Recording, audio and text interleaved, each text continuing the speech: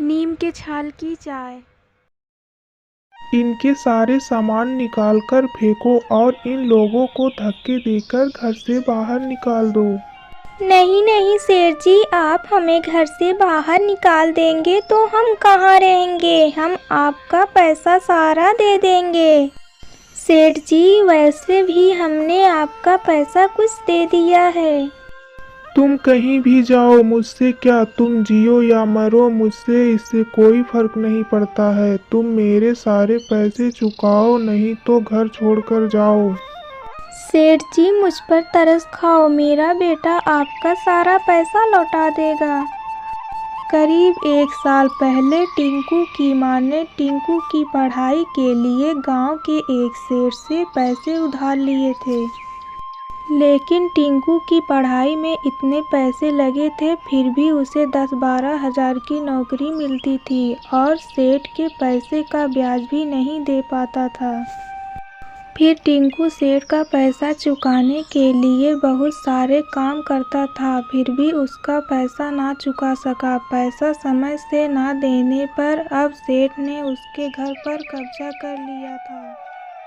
अब टिंकू और टिंकू की माँ दूसरे गांव चले जाते हैं।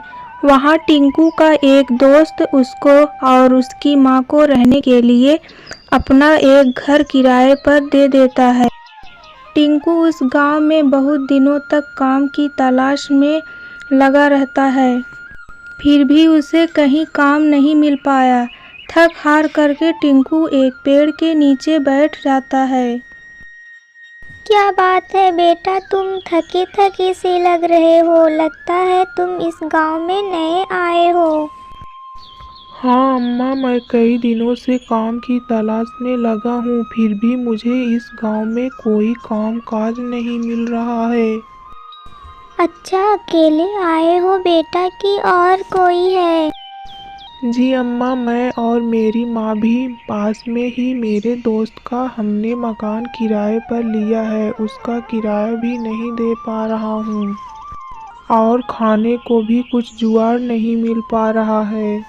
बेटा परेशान ना हो, काम खोजते खोजते तुम भूख की तड़प से सुस्त हो गए हो। लो ये चाय पी लो, तुम्हारी भूख मिट जाएगी। लेकिन पीने में स्वादिष्ट नहीं होगा, फिर भी तुम्हारे स्वास्थ्य को भी नहीं खराब करेगा। लेकिन अम्मा, हमारे पास आपको देने के लिए पैसा नहीं है। बेटा पैसा किसने मांगा? एक तो माँ कहकर पुकारता है, दूसरा पैसा देने की बात करता है। भला कोई माँ अपने बेटे से पैसा लेती है? यह कोई ऐसा वैसा चाय नहीं है, नीम के छिलके का चाय है। टिंकू हंसकर, नीम के छिलके का चाय ऐसा कैसे बन सकता है? टिंकू चाय को पीता है, उसका स्वाद उसे अच्छा नहीं लगा, फिर लेकिन उसकी सारी थकावट दूर हो जाती है। फिर बूढ़ी अम्मा और उस चाय बनाने की सारी जानकारी उसे देती है। फिर टिंकू अपने घर जाकर उसने अपनी माँ को सारी बातें बताता है। फिर अगली सुबह वह और उसकी माँ गांव के उस स्थान पर जाकर देखते हैं तो वहाँ कोई भी दुकान नजर नहीं आता है। वहाँ आते जाते लोगों से पूछने पर पता चलता है कि यहाँ पर कभी कोई दुकान नहीं खुला था। टिंकू फिर बूढ़ी अम्मा के बताए गए विधि से अपना खुद का एक दुकान खोल लेता है। उसकी दुकान का प्रचार इतनी तेजी से होने लगा कि लोग दूर दूर शहर से उसकी दुकान का चाय पीने के लिए आने लगे। टिंकू पैसा कमा के उसी गांव में अपना खुद का मकान बनाकर रहने लगा। एक दिन उसकी दुकान पर वही सेठ आया जो उसके मकान पर कब्जा कर लिया था। वह सेठ को देखकर उसे अपने घर लाया और अपने माँ से मिलवाया। वह उसकी माँ को देखकर रोते हुए बोला, टिंकू की माँ, मुझे माफ़ कर दो। मैंने तुम लोगों के साथ बहुत बड़ी नाइंसाफ़ी की, जिसका परिणाम भगवान मुझे दे दिया। मेरी सारी संपत्ति खाक हो गई, मेरी दुकान में आग लग गया और सब कुछ समाप्त हो गया।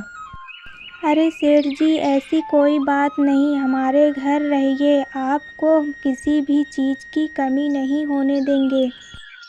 और सभी लोग हंसी खुशी मिलजुल कर रहने लगे।